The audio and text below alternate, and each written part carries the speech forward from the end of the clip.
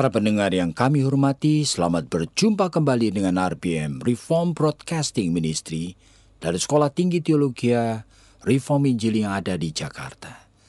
Dan kami masih di dalam topik yang sama, membicarakan mengenai cinta kasih hubungan suami istri yang berubah.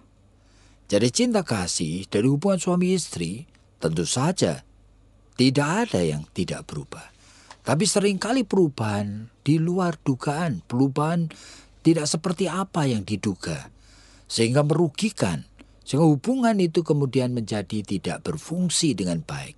Sehingga suami istri, apalagi kalau sudah mempunyai anak-anak, tidak bisa berperan sebagai teamwork yang Allah itu sudah tetapkan. Sama seperti dalam 1 Petrus pasal 3, di mana disebutkan suami istri rekan pewaris kasih karunia Allah. Berarti ada tugas tanggung jawab. Kasih karunia itu bukan pemberian begitu aja, tapi pemberian yang dipercayakan. Itu arti dari kasih karunia. Sehingga kalau Tuhan memberikan keluarga, plus nanti pekerjaan, plus nanti anak-anak, itu artinya kasih karunia yang harus dikerjakan. Oleh siapa? Suami istri. Sebagai teamwork. Jadi mereka harus kerjasama. Ini yang seringkali masih belum dikenal oleh orang-orang percaya. Banyak orang-orang percaya, orang Kristen yang sudah menikah, mereka pikir bahwa mereka bisa hidup sendiri-sendiri, yang kerja suami, yang ngurusin rumah tangga istri, ya memang itu teamwork. Tapi teamwork yang tidak jelas purpose-nya, tujuannya tidak jelas. Seharusnya istri ikut terbeban memikirkan, mendoakan, mendukung pekerjaan suaminya. Begitu juga suami terhadap istri. Jika di dalam rumah tangga, pada saat menghandle anak-anak, mengajar anak-anak, mendisiplin anak-anak, menolong anak-anak dalam pekerjaan rumah, bahkan membekali anak-anak dengan setiap bekal yang dibutuhkan untuk kehidupan manusia yang seutuhnya, seharusnya suami dan istri teamwork. Jadi kalau sampai hubungan suami istri ini sudah kehilangan cinta kasih, bagaimana mungkin menjadi teamwork? Oleh karena apa? Orang yang tidak saling mencintai, mereka tidak menikmati, mereka tidak bahagia. Dengan sendirinya, mereka tidak saling mencintai dengan cinta yang bisa dinikmati. Cinta yang membahagiakan. Jadi cinta kadang-kadang itu bentuknya bisa membelenggu. Cinta posesif misalnya. Itu cinta yang membelenggu. Meskipun dicintai tapi seperti seolah-olah tidak punya kebebasan. Atau cinta yang controlling, cinta tetapi mau mendikte. Nah, cinta-cinta seperti itu sebetulnya meskipun bahasanya sama, cinta, tetapi tidak dinikmati. Nah, jadi kalau sampai disebutkan mengenai hubungan suami istri yang berubah, cinta yang berubah, itu terjadi oleh karena berbagai macam sebab. Dan salah satu yang kita akan bicarakan saat ini, sebabnya ialah oleh karena terjadinya perubahan di dalam kepribadian, baik itu suami atau istri. Kita tidak sadar bahwa manusia itu sebetulnya lahir dibesarkan, itu tidak sempurna. Tidak ada manusia yang lahir dan dibesarkan secara sempurna, tidak ada. Sehingga oleh karena tidak sempurna, selalu ada kekurangan di sana-sini. Sehingga tanpa kita pahami, kita sadari, di dalam proses pertumbuhan dan perkembangannya, dengan berbagai macam pengalaman dari dalam dirinya sendiri maupun pengalaman dari luar dirinya, manusia mengalami perubahan. Nah, perubahan ada yang positif. Dari tidak bijaksana bisa belajar jadi pinter, makin bijaksana. Dari tadinya tidak tahu mengerjakan pekerjaan tertentu, makin terampil. Nah, itu berarti mengalami perubahan. Tapi perubahan seringkali juga perubahan dalam kepribadian. Berarti wataknya, karakternya. Ada banyak suami dulu adalah seorang suami yang sangat sabar. Tapi sejak menikah, mulai dia menjadi gampang tersinggung, gampang marah. Aneh sekali. Ada banyak istri yang dulu sebetulnya suka sekali bergaul, periang. Seluruh anggota keluarganya tahu bahwa anak ini periang. Tapi sejak menikah, dia menjadi pemurung. Dia cenderung pendiam. Dia tidak mau bergaul. Ada perubahan. Jadi kepribadian bisa berubah. Tapi perubahan yang baik itu yang diharapkan. Bukan perubahan yang merugikan. Jadi mari kita dengar apa yang Ibu Esther mau katakan. Sebetulnya bagian ini sebetulnya sangat sulit ya. Karena saya melihat masa sih ada orang yang dulu sebelum menikah itu sabar, lalu kemudian setelah menikah jadi gampang tersinggung. Atau dulu sebelum menikah suka sekali bergaul dan sekarang ini pemurung dan cuma mau tidak mau bergaul begitu. Apa tanpa sebab seseorang itu lalu bisa menjadi seperti ini, atau sebetulnya karena kesulitan di dalam adaptasi pernikahan itu yang menyebabkan seseorang itu lalu kemudian bisa berubah jadi seperti ini gitu Pak? Makanya tadi saya sebutkan perubahan itu terjadi dari dalam dirinya maupun dari luar dirinya. Sekarang dari dalam dulu. Jadi kalau dari dalam dirinya itu oleh karena manusia lahir dibesarkan secara tidak sempurna tadi, dan di dalam proses perkembangannya itu kemudian mulai belajar sesuatu. Nah itu dari dalam dirinya. Sehingga ada yang memang bekalnya itu entah kenapa ada yang kurang. Yang kalau secara psikologi disebutkan mengalami fixation. Sehingga munculnya kemacetan itu menghasilkan death instinct. Jadi insting kematian yang menyebabkan punya kebutuhan yang sebenarnya tidak baik. Yaitu kebutuhan misalnya aja. Di dalam persaingan itu ingin selalu menang sendiri. Nah sebetulnya mau menang sendiri itu pada dirinya kan seolah-olah natur manusia yang begitu. Tapi mau menang sendiri nanti di dalam masalah sosial itu merugikan. Di dalam pernikahan nanti merugikan. Itu dari dalam dirinya tidak mau kalah. Jadi kalau istrinya ngomong apa, dia harus taklukkan. Dia kebantah.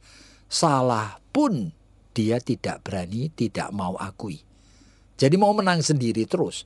Nah orang seperti ini, meskipun mulainya itu saling mencintai dengan istrinya, lama-lama itu pasangannya menjadi capek. Oleh karena apa? Ya dia itu ngajak bicara tapi mau menang sendiri. Nah, jadi hal seperti ini dari dalam dirinya sebetulnya. Tapi kalau dari luar dirinya bisa terjadi karena, ternyata suaminya itu kalau ngomong abusive sekarang, melukai. Sehingga tadinya dia itu sebetulnya itu mencoba bersabar. Lama-lama tidak sabar. Karena terlalu sering dilukai. Nah itu berarti dari luar dirinya. Jadi bisa dari dalam, bisa dari luar. Jadi kalau begitu Pak, sebetulnya perubahan ini itu kalau tadi misalnya ya Pak dari dalam begitu. Kan sebetulnya kalau seorang itu mau menang sendiri pada saat berpacaran kan ngomong-ngomong juga sudah mau menang sendiri begitu. Ya, sebetulnya nampak, pasti nampak, cuma seringkali tidak besar, tidak sangat jelas. Karena apa? Pada masa pacaran banyak orang itu sebetulnya merasa mau mengalah, mau toleran supaya dapat. Jadi sebelum dapat ya dia menahan diri sehingga dia memainkan kesabaran, mencoba menyesuaikan diri. Oleh karena apa? Dia ingin dirinya dikenal sebagai orang baik. Ingin supaya kebersamaan dengan pacarnya itu dinikmati. Nah, oleh karena ingin dinikmati ya tidak mau konflik. Kan begitu. Oleh karena tidak mau konflik ya tidak kelihatan kalau dia mau menang sendiri. Ya. Jadi kalau begitu Pak, tadi Bapak di dalam bagian permulaan itu kan ada menyinggung mengenai sebetulnya kepada setiap pasangan Tuhan itu menyediakan kasih karunia. Lah sekarang ini kasih karunianya itu di mana sih Pak? Kalau orang itu lalu kemudian setelah menikah itu bisa berubah sampai jadi seperti ini. Apakah dia itu tidak pakai kasih karunia itu yang Tuhan sudah sediakan, atau dia itu memang oleh karena tidak bisa beradaptasi dengan pasangannya, dia seolah-olah ya mengabaikan begitu kasih karunia yang Tuhan sudah sediakan. Saya percaya bisa dua-duanya. Oleh karena apa? Dosa itu sebetulnya selalu missing the target. Itu artinya dosa membuat apa yang Tuhan mau itu kita belokkan, kita tolak. Nah, oleh karena apa yang Tuhan mau sebetulnya selalu membutuhkan disiplin, dan apa yang Tuhan mau sebetulnya hanya bisa diresponi oleh orang yang mencintai Tuhan dengan tulus. Nah, apa yang Tuhan mau sebetulnya tidak biasa. Nah, ini persoalan yang agak sulit di sana. Yang Tuhan mau sebetulnya kita tidak biasa. Jadi itu merupakan sesuatu yang supranatural, bukan natural sebetulnya. Jadi Tuhan mau sesuatu yang ujung-ujungnya itu sebetulnya manusia tidak biasa. Seperti misalnya seorang istri lahir dibesarkan dalam keluarga entah kenapa, ya tentu saja dia mempunyai, kalau dia sehat jiwanya justru punya harga diri. Kalau punya harga diri kemudian menemukan suaminya loyo, menemukan suaminya tidak bertanggung jawab, mana mungkin dia diam aja. Nah, tapi dengan dia itu mengambil alih, Tuhan tidak mau, tidak boleh. Jadi tetap dia harus menjadi penolong sepadan bagi suaminya. Itu sesuatu yang tidak biasa. Tapi itu artinya juga bukan mengalah. Aneh sekali. Jadi sesuatu yang tidak biasa. Jadi bagaimana itu Pak? Kalau kita itu tadi bahwa seharusnya kan kasih karunia itu membuat orang yang walaupun kita itu tidak bijaksana, kan dengan pernikahan ini makin lama makin bijaksana, kan begitu Pak? Seharusnya begitu. Tapi kenapa kok Tetapi enggak? life itu kan sebetulnya tidak diresponi dengan jiwa yang teachable. Jadi banyak orang sudah menikah 30 tahun yang masih sebetulnya bodoh di dalam mencintai istri atau suaminya. Kok bisa begitu Pak? Ya iya, oleh karena dia tidak teachable. Dia sebetulnya exercise sinful nature. Jadi dia cuma melatih akan natur dosanya, egoisnya, maunya sendiri, keras kepalanya, waduh, kemalasannya, ketidaktanggung-jawabannya, itu yang terus di-exercise. Dan oleh karena lembaga pernikahan seringkali itu memberikan kesempatan akan dosa-dosa seperti ini tidak terhukum, tidak dipermalukan. Oleh karena apa? Ya dalam rumah. Sehingga istri atau suami kadang-kadang ya sudah terima aja. Nah kadang-kadang bahkan anak-anak pun rela. Nah ini berat. Kadang-kadang itu oleh karena lembaga pernikahan seringkali itu menjadi lembaga yang kondusif termasuk untuk realita dosa. Dosa kemalasan. Dosa tidak tanggung jawab. Dosa cuek. Dosa maunya sendiri. Ya. Dosa tamak, dosa rakus. Nah itu muncul dosa exercise akan kemarahan.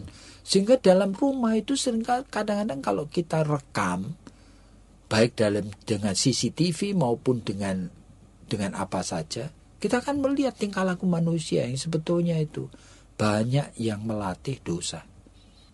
Jadi sebetulnya Pak, kalau dilihat begitu ya, bahwa tadi itu kalau Bapak tadi mengatakan bahwa sebetulnya lembaga pernikahan atau rumah itu sebetulnya sarangnya begitu ya, daripada orang-orang yang tidak bertanggung jawab begitu, baik itu keserakahan, baik itu kesombongan, baik itu apa saja. Itu lalu kemudian kan menjadi pertanyaan begitu. Jadi sebetulnya kalau lembaga pernikahan itu memang seperti itu, mestinya kan kita itu ada rambu-rambunya gitu loh.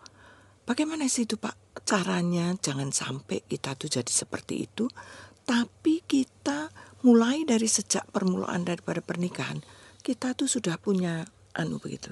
Jadi jangan sampai ini diteruskan. Ya itulah sebetulnya begitu. Kelemahan dari kita semua, termasuk gereja, pemimpin Kristen, hamba-hamba Tuhan, itu di dalam mempersiapkan pernikahan itu loh. Masakan ada persiapan pernikahan kok cuma ketemu 3 kali. Itu sudah impossible. Jadi sebetulnya seorang hamba Tuhan yang bertanggung jawab harus tahu betapa seriusnya pernikahan. Minimal itu 12 kali meeting. Itu minimal sudah. Sehingga bisa membicarakan segala aspek itu mulai dibicarakan. Yang terutama tempat dari Tuhan. Iman. Itu bagaimana hadir. Jadi itu jangan sampai dianggap enteng. Tapi hamba-hamba Tuhan banyak yang tidak bertanggung jawab seperti ini.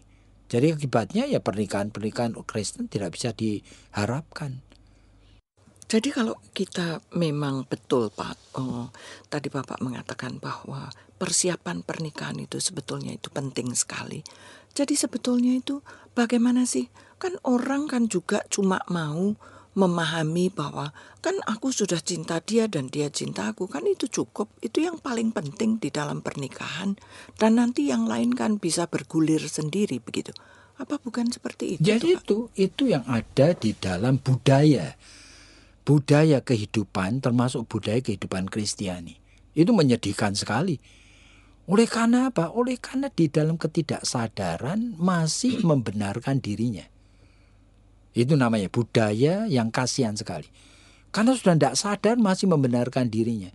Seolah-olah orang lain harus bisa mengerti dan menerima dan menyetujui. Padahal realitanya ini pernikahan yang tidak dipersiapkan sama sekali. Jadi bagaimana dong Pak? Kok kayaknya kok jadi hopeless begitu sih? Memang hidup di dalam kehidupan Kristiani selalu melawan dosa. Dan dosa itu makin lama makin punya kekuatan menenggelamkan banyak orang-orang percaya. Sehingga tidak berdaya seolah-olah. Jadi bagaimana Pak? Apakah nggak ada begitu tips 1 atau 2? Saya percaya itu harus gereja itu fokusnya sekarang itu seharusnya kepada kehidupan pribadi-pribadi. Jadi fokus itu bukan program-program terus. Waduh, saya kalau melihat gereja dengan program-program itu sedih sekali. Oleh karena apa? Oleh karena tidak sadar bahwa firman Tuhan itu pun kalau seminggu sekali itu membutuhkan waktu untuk jatuh ke tanah. Benihnya itu pecah dulu, didigest, disiram, tumbuh, mulai berbuah. Nah, jangan terlalu banyak program. Nah, sehingga fokus itu bagaimana membina tiap pribadi supaya hidup sesuai dengan prinsip kebenaran. Itu berarti jangan dicekokin firman lagi, tetapi ini adalah aplikasi firman. Nah, seharusnya itu merupakan sesuatu yang menjadi fokus utama. Jadi para pendengar yang kami hormati, setelah mendengarkan hal seperti ini, masa saudara-saudara tidak terbeban sama seperti kami melihat hopelessnya hidup ini dan membutuhkan begitu banyak hamba Tuhan dan konselor yang sungguh-sungguh mengerti kebenaran dan mau hidup dalam kebenaran Tuhan. Dan jikalau Anda seperti itu, mari join dengan kami. Kami ada ujian masuk nanti bulan Juli dan bisa mengambil program apa saja sesuai dengan beban yang Tuhan beri. Silakan hubungin kami dengan nomor telepon 799-0357. 799-0357. Tuhan memberkati Anda.